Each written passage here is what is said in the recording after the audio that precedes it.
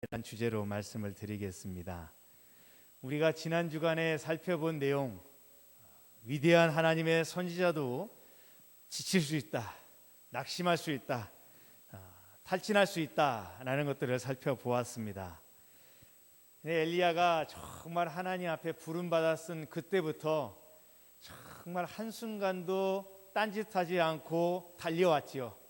하나님께서 아합에게 가서 비가 오지 않을 것이다 라고 말해라, 그럼 말하고, 그리 시냇가로 가서 숨으라 하면 숨고, 사르밧 과부에게로 가라 그러면 가고, 또 죽은 과부의 아들 또 살려내고, 그리고 하늘에서 불이 내려서 번제물과 모든 제단을 불사르게 하고, 또 기도해서 마른 하늘에 비가 내리게 하고, 또 왕의 마차, 왕의 말마차에 보다 더 빠른 속도로 왕 앞에서 30km나 달려가기도 했습니다.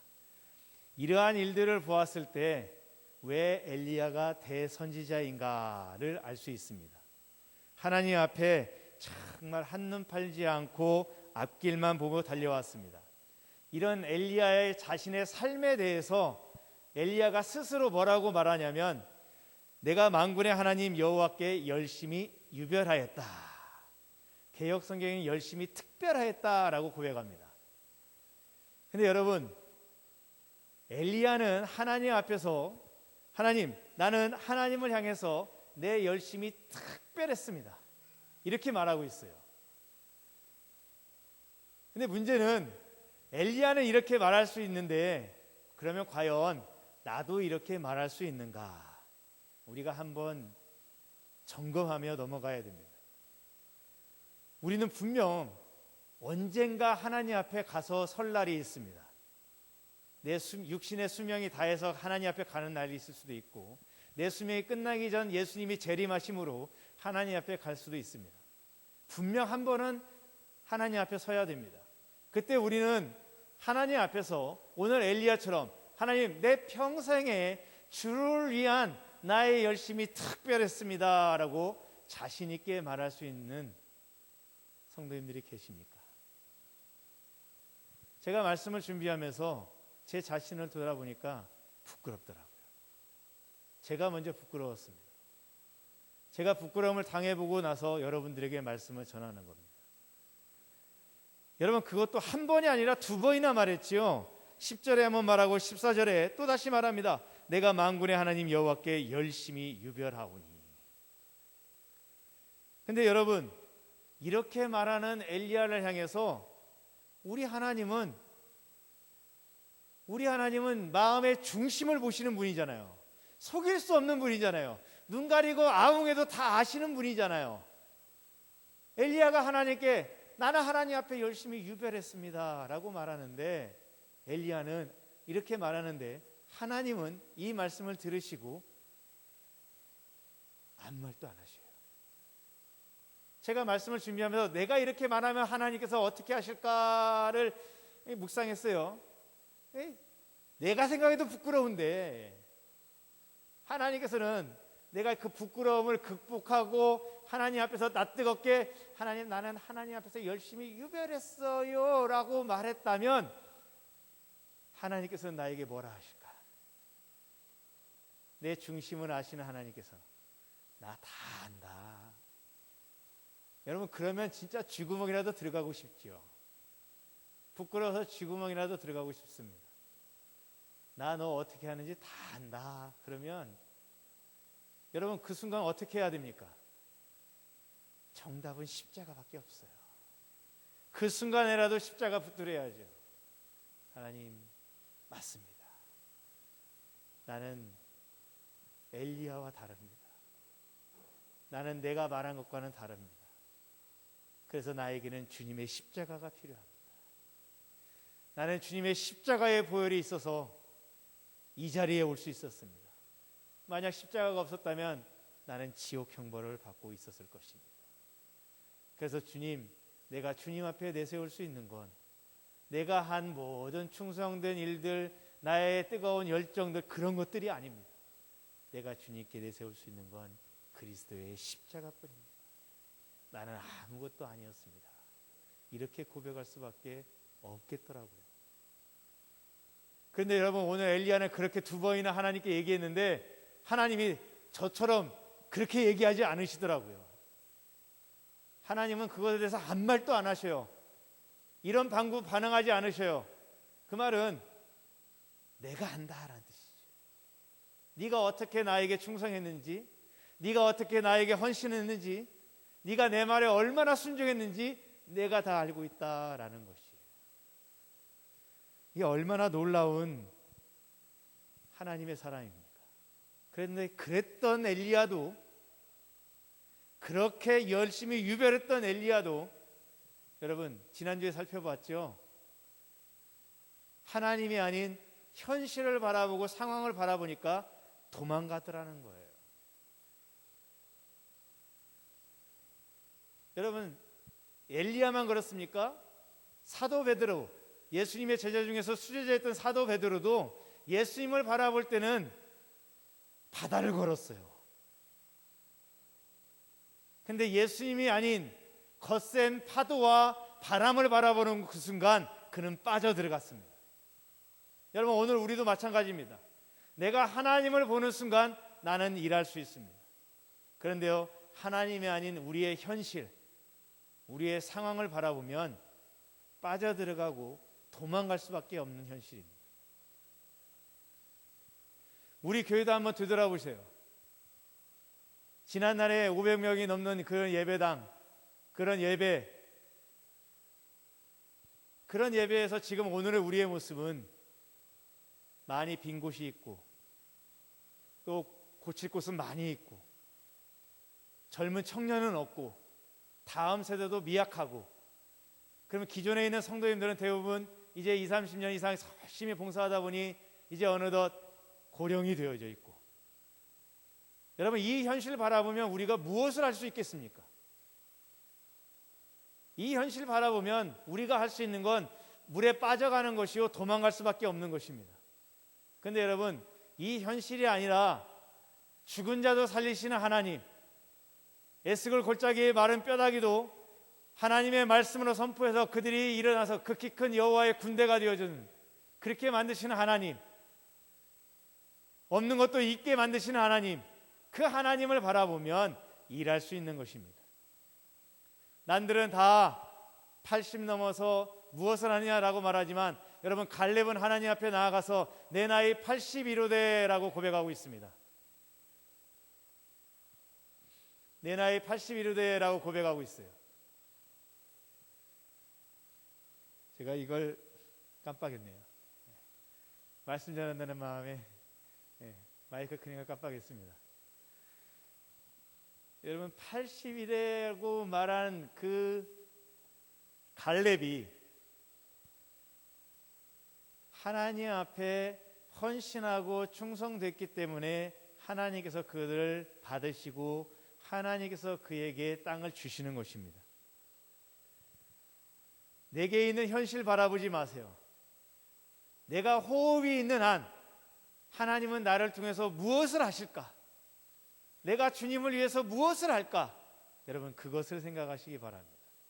그게 아니라 현실을 바라보기 시작하면 지금 상황 파악은 누구보다 잘할지 모르지만 그의 믿음은 빠져가는 믿음이요 도망가는 믿음이 될 수밖에 없는 것입니다.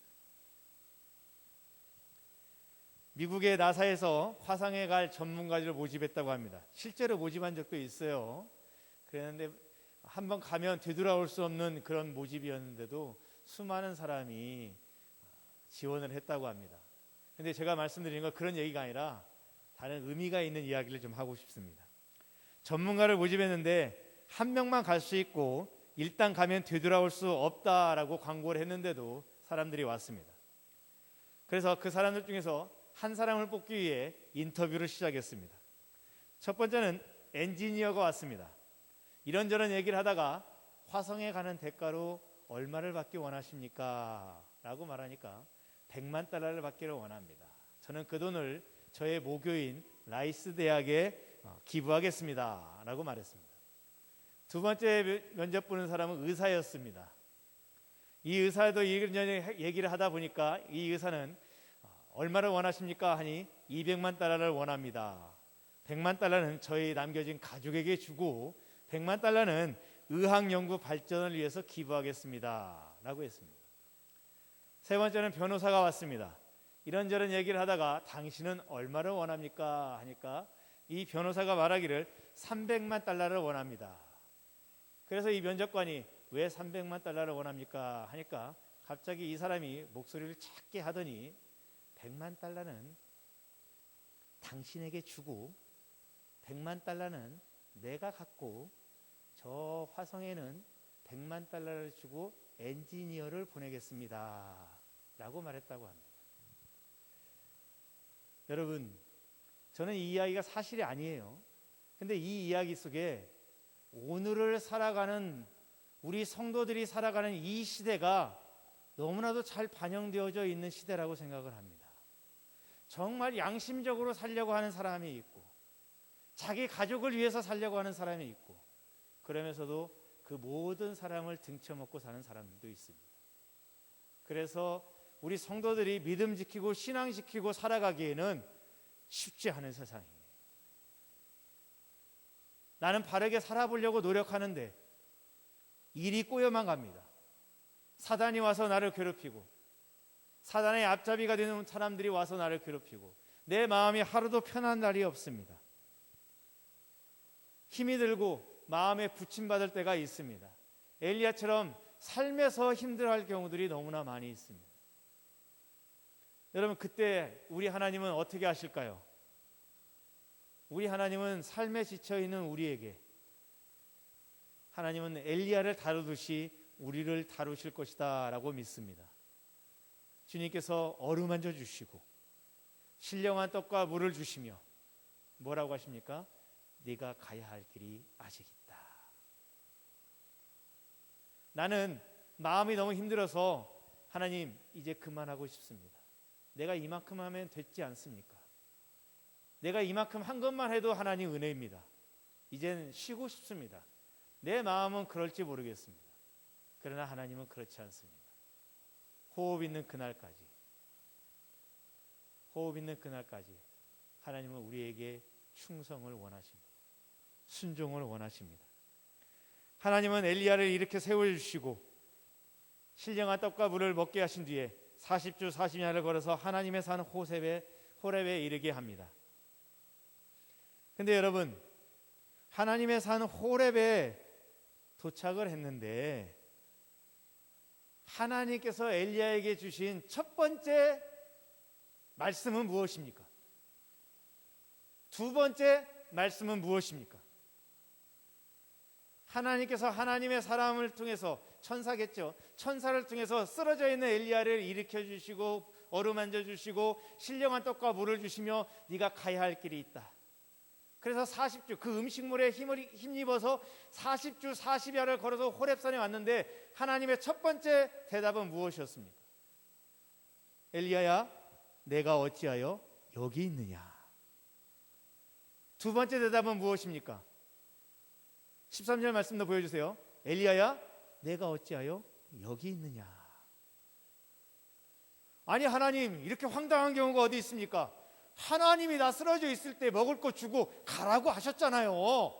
그래서 왔더니 40주 40이야 힘들게 왔더니 기껏 한다는 말씀이 너 여기서 뭐하니? 그러면 하나님 저 황당하지요. 내가 가고 싶어서 왔습니까? 내가 여기 가고 싶어서 왔습니까? 하나님의 사자가 이렇게 먹이고 가라고 하신 거 아닙니까? 여러분, 이게 맞잖아요. 근데 하나님은 지금 전혀 다르게 반응하고 계신단 말이에요. 네가 여기서 무엇하고 있느냐? 네가 어찌하여 여기 있느냐라는 거예요. 여러분, 제가 전에도 몇 차례 말씀드렸죠. 한 문장 안에서 같은 단어가 반복되거나 한 이야기 속에서 같은 문장이 반복되면 이건 중요한 것이다. 이건 강조하는 것이다. 제가 누차 말씀드렸죠. 첫 번째 엘리야를 보신 하나님께서 엘리야에게 하신 첫 번째 질문, 두 번째 말씀 똑같잖아요. 똑같다는 건 지금 하나님은 엘리야에게 강조하고 싶은 거예요. 네가 어찌하여 여기 있느냐라는 거예요. 하나님은 하나님의 사자를 통해서 얼음 만져주시고 먹이고 네가 가야 할 길이 많다 하면서 이게 얘기해 주시고 그 음식물의 힘을 의지해서 40주 40야 걸어온 거 모르셨을까요? 모르시니까 갑자기 딴지 걸듯이 갑자기 상황 돌변해 가지고 네가 여기서 뭐하냐? 오라고 해놓고 그런 거 아니잖아요. 우리 하나님이 그런 하나님이 아니시잖아요. 우리 하나님이 모르는 거 아니잖아요. 다 알고 계시잖아요. 다 알고 계시면서도 첫 번째도 묻고 두 번째 또 반복해서 묻고 있다는 건 하나님이 지금 엘리야에게 뭔가 강조하고 있고 엘리야가 지금 깨닫기를 원하는 것이 있다는 거죠. 우리는 항변할 수 있어요. 내가 만약 엘리야라면 항변할 수 있어요. 아유, 자기가 오라 해놓고 기껏 왔더니 너 여기서 뭐 하고 있냐? 너 왜 여기 있냐? 이렇게 말하면 뭘 하는 거예요? 나보고 가라는 거야, 뭐 하라는 거야? 그렇게 항변할 수 있지요. 근데 하나님은 그걸 다 아시면서도 지금 묻고 있는 거예요. 여러분, 엘리야는 하나님의 선지자죠. 선지자는 하나님께서 주신 사명이 있어요. 하나님께서 엘리야에게 주신 사명은 무엇이에요?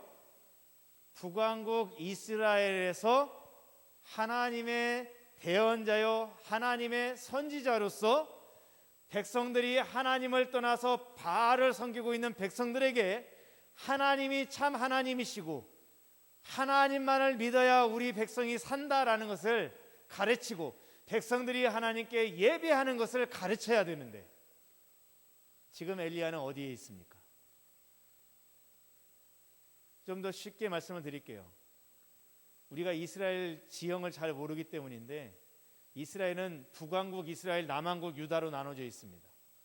그래서 엘리야가 지금 도망쳐 오기 직전에 있었던 갈멜산은 어디에 있냐면 북쪽에 동쪽에 있습니다. 북동쪽에 있어요. 그래서 그 갈멜산에서는 지중해가 바라보기도 하고 갈멜산 밑에서 바라보면 이스라엘 평원이 쭉 펼쳐져 있고 그 이스라엘 평원 저 건너편에는 북왕국 이스라엘의 수도인 사마리아가 보입니다. 그 갈멜산에서 기적을 일으켰어요. 근데 여왕 이세벨이가 엘리야를 죽이겠다고 하죠. 그러자 이 엘리야가 상황을 보고 도망쳤죠. 어디로 도망쳤는지 아십니까? 남왕국 유다로 도망갔어요. 남왕국 유다에서도 가장 밑단에 있는 동네 부엘세바로 도망갔습니다. 오늘날로 말하면 우리나라 현실로 말하면 저 북한의 저 두만가 꼭대기에서 있다가 이세벨을 피해서 저 남쪽 제주도까지 도망간 거예요. 북왕국과 남왕국 왕이 따로따로 있고 나눠져 있었잖아요. 엘리야가 얼마나 무서웠으면 다른 나라로 도망가서 그 나라에서도 제일 끝단까지 도망갔겠습니까? 그것도 마음에 안 놓여서 부엘세바 밑에는 광야예요. 바란 광야가 시작돼요. 그 바란 광야로 하루 길을 더 갔어요. 하나님은 지금 그걸 말하는 거예요. 네가 왜 여기 있느냐? 너는 내가 북왕국 이스라엘의 선지자로 불렀는데 너 왜 여기 있느냐? 왜 남왕국 부엘세바까지 도망와 있느냐? 너는 남왕국 유다의 선지자가 아니야. 너는 북왕국 이스라엘의 선지자로 내가 불렀잖아. 근데 너 왜 여기 와 있느냐? 너 왜 북왕국에 있어야지 왜 하나님의 산인 이 호렙에 와 있느냐? 네가 사역하고 네가 일할 곳은 여기가 아니라 북왕국이지 않느냐? 지금 그걸 말씀하시는 거예요. 사역의 문제를 다루는 거예요. 내가 너에게 준 사명, 내가 너에게 준 사역은 북왕국에 있지 남왕국에 있지 않다. 호렙산에 있지 않다. 그거예요. 그걸 다시 한번 강조하는 거예요. 여러분, 갈멜산에서 남왕국 부엘세바까지 도망간 이 엘리야의 모습을 보면서 제가 떠오르는 건 성경의 한 인물, 유명한 한 인물 요나가 떠올랐습니다. 선지자 요나. 너는 저 북쪽, 그것도 북쪽이죠. 메소포타미아가 북쪽에 있어요. 북쪽에 있는 니느웨로 가서 그곳에서 하나님 말씀을 전하라. 그랬더니 어떻게 합니까? 니느웨에서 가장 멀리 있다고 생각되어지는 다시스로 도망갔죠. 가장 멀리 도망갔었고 가장 반대되는 길로 도망갔습니다.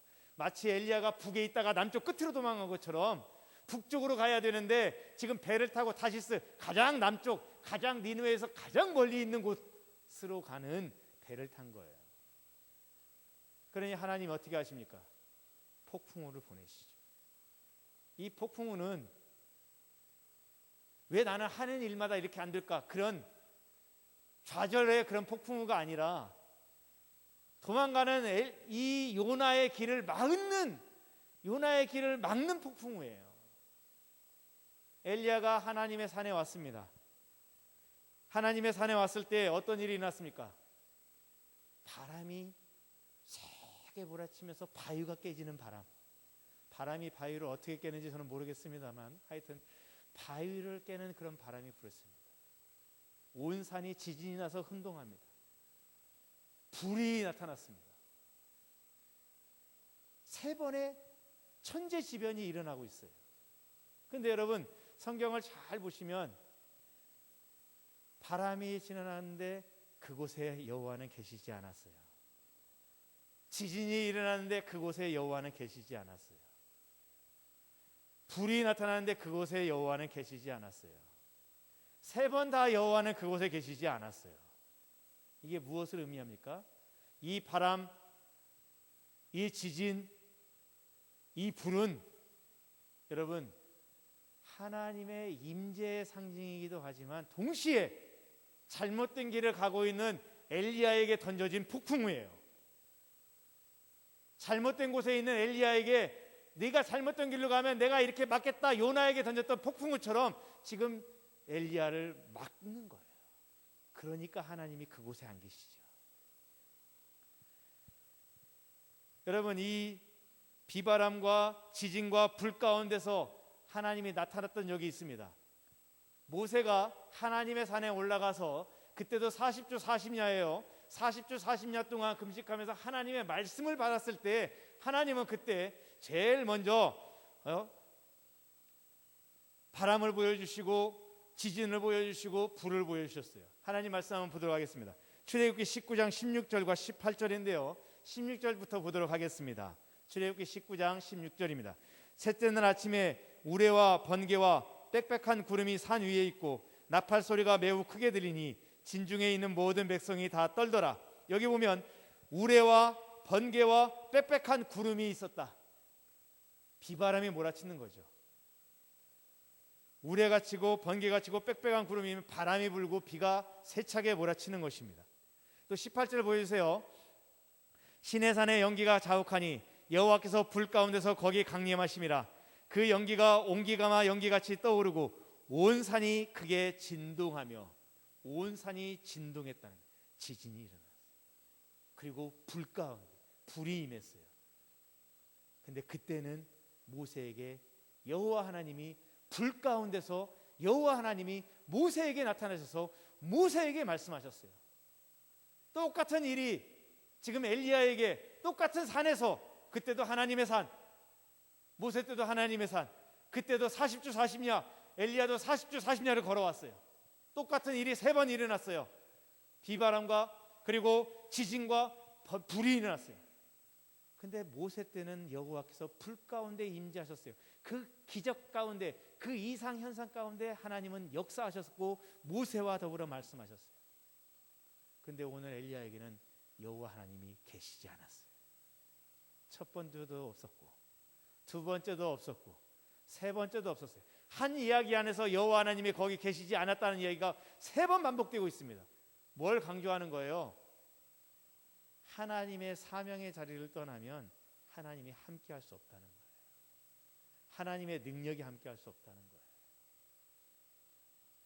하나님의 사명의 길에서 도망치면 하나님이 거기에 함께하실 수 없어요. 함께해 주시지 않는 거예요.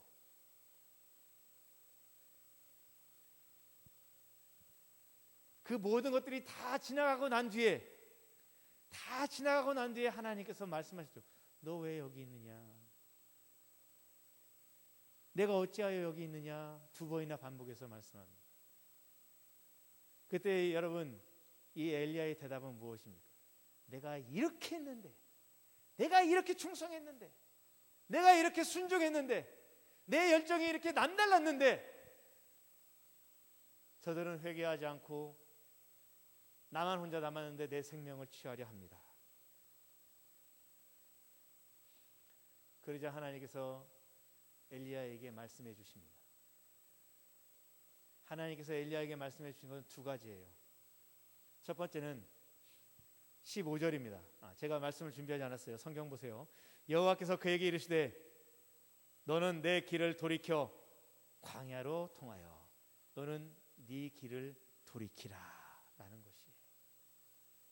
도망 왔잖아요.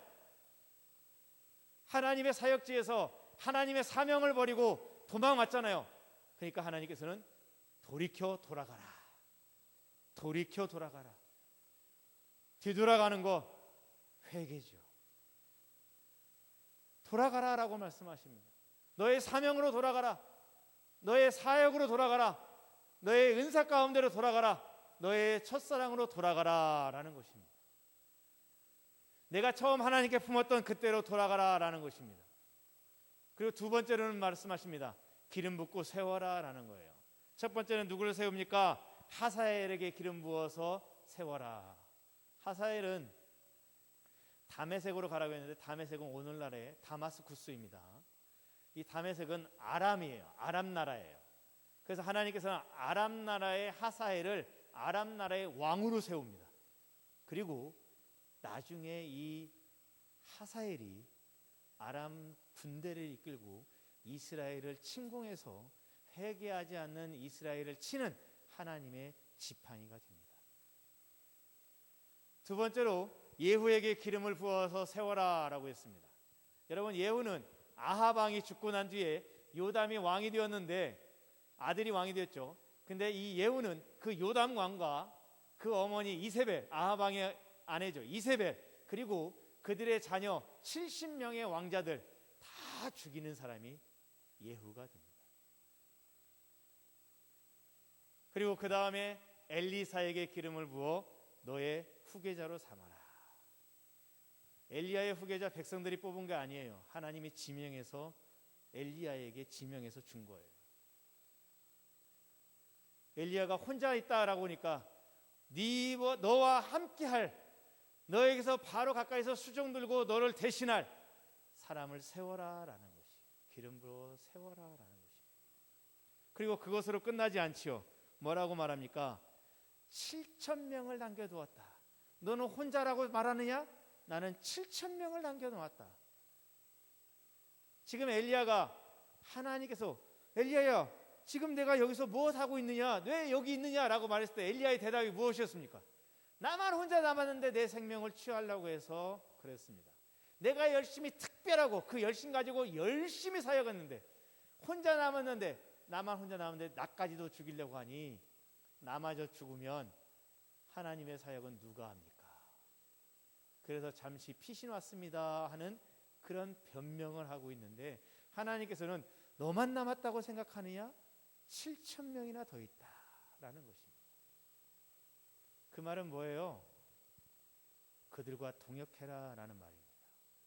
그리고 동시에 네가 더 이상 계속해서 도망가면은 나는 너를 제하고 네 후계자인 엘리사를 통해서 일하고 7,000명을 통해서 일하겠다라는 협박이라고 하기 좀 그렇네요. 경고의 메시지예요. 네가 하지 않으면, 네가 계속 이렇게 도망가면 나는 다른 사람, 너 말고도 7,000명을 남겨두는데 그들을 통해서 일할 것이다. 그러니 그들과 함께 사역하라. 너 혼자라 하지 마라. 그들과 함께 일하라라는 것입니다. 여러분, 저는 이 말씀을 준비하면서 우리 교회의 현실을 조목조목 다시 한번 짚어봤습니다. 지난날에 화려했던, 부흥했던 순간들이 있었지만 오늘 우리의 현실은 고령화된 교회, 청년들 존재하지 않는 교회, 아동부, 학생부 너무나 적은 교회. 우리 성도님들은 지난날에 정말 피땀 흘려서 눈물로 기도하면서 헌신해 왔는데 이제는 편히 쉬고 있어야 할 그런 연령대, 이런 교회를 향해서 오늘 하나님은 이 엘리야의 말씀을 통해서 과연 무엇을 주시고 싶으실까, 그것을 생각해 보았습니다. 우리는 할 만큼 했다라고 생각할 수 있습니다. 지난날에 화려하고 열정적인 헌신도 분명히 있었습니다. 섬김도 분명히 있었고 순종도 있었습니다. 그렇기 때문에 오늘날 교회가 이렇게 존속하고 있는 것이죠. 그런데 여러분, 아직 우리는 가야 할 길이 있습니다. 아직 우리는 해야 할 일들이 있습니다. 우리가 하나님 앞에 가야 할 일이 많이 있다라고 하나님은 우리에게 말씀하십니다. 내가 오늘 현실을 바라보면 갈 수 없습니다. 우리가 하나님 바라보면 갈 수 있는 것입니다. 여러분, 오늘 이 본문의 이야기를 사도 바울이 이 본문의 이야기, 이 열왕기상 19장의 이야기를 설명해 준 말씀이 있어요. 사도 바울이, 제가 해석한 게 아니라 사도 바울이 직접 로마에 있는 교회, 로마에 있는 교회에 쓴 편지 로마서에서 이 이야기를 거론하면서 사도 바울이 해석을 했습니다. 뭐라고 해석을 했는지 한번 찾아보기를 원합니다. 로마서 11장 2절부터 5절의 말씀입니다. 로마서 11장 2절부터 5절의 말씀 보여주시기 바랍니다.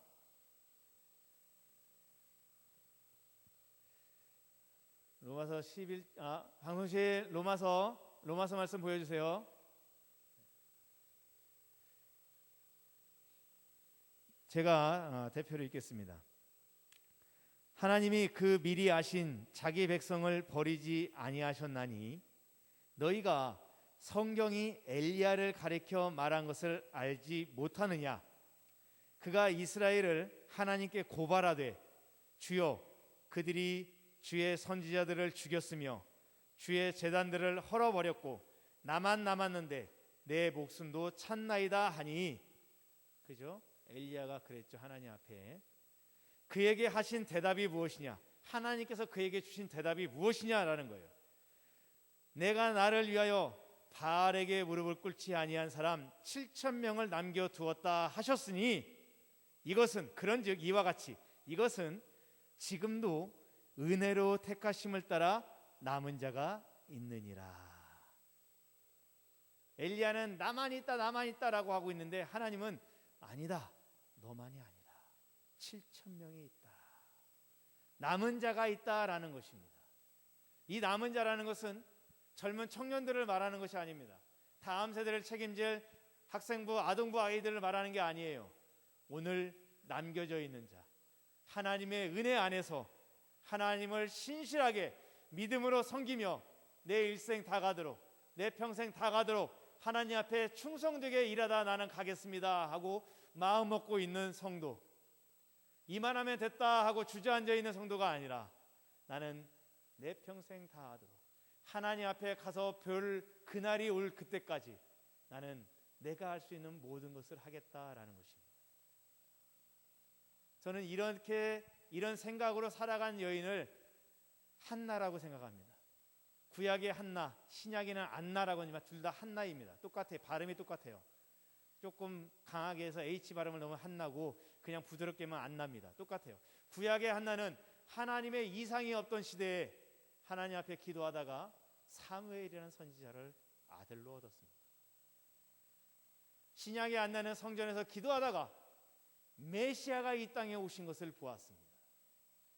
여러분, 하나님의 은혜로 남은 자 되어 하나님을 위하여 일생을 내가 정말 기도하는 것 이 한 가지만이라도 지키며 나아가면 하나님은 그 기도하는 사람에게 사무엘을 보여주시고 메시아를 보여주시는 것입니다. 하나님은 그 영혼을 통하여 일하시는 거예요. 남은 자를 통해서 일하시는 거예요. 저는 오늘 이 자리에 있는 모든 성도님들이, 그리고 가정에서 예배하는 우리 모든 성도님들이 주 예수를 향한 그 마음에서 내가 도망가지 아니하고 상황 보지 아니하고 없는 것을 있게 하시는 하나님만 바라보며 나아가는 그 성도가 바로 남은 자입니다. 하나님은 그들을 통해서 일하실 것입니다. 그들이 다른 것 많은 헌물을 할 수 없다 할지라도, 기도하는 것 그 작은 것 하나 할지라도 그 작은 것을 통해서 사무엘을 보여주시고 메시아를 보여주실 것이라 믿습니다. 저는 우리 교회가 그런 교회가 되기를 소망합니다. 하나님께서 나에게 내가 어찌하여 여기 있느냐라고 물으신다면, 여러분, 나는 주님을 위하여 준비됐습니다. 나를 사용하여 주시옵소서. 내 모습 이대로는 부족하지만 나는 오늘도 십자가 붙들게 싸우니 주여 나를 통하여 일하여 주시옵소서. 이렇게 간구하는 저와 여러분들이 되시기 바랍니다. 하나님이 엘리야에게 새로운 길을 보여주셨어요. 아람으로 가라. 다메섹으로 가서 다메섹으로 가서 하사에게 기름을 부어라. 예후에게 기름을 부어라. 엘리사에게 기름을 부어라. 다른 길을 보여주셨어요. 그러면 여러분 그 길을 따라 또 가는 것입니다. 젊어서는 하나님께서 나를 중심되게 일하셨다면 이제 나는 올해 지금 하나님께서 새로운 길을 보여주시면 그 새로운 곳에서 하나님을 위하여 헌신하며 나아가시는 겁니다. 주님께서 보여주시는 그 생명의 길, 그 사역의 길, 그 사명의 길을 여러분 우리는 주님과 함께 가는 것입니다. 내가 그 길을 가는 동안 내 마음이 찢겨지고 상하고 아프다 할지라도 주님 앞에 서야 됩니다. 그러면 주님께서는 나에게 길이 되어주시고 내 길을 인도해 주실 것이고, 나를 부족하고 연약한 나를 단련하여서 하나님의 사람으로 정금처럼 나아가는 축복을 베풀어 주실 것이라 믿습니다.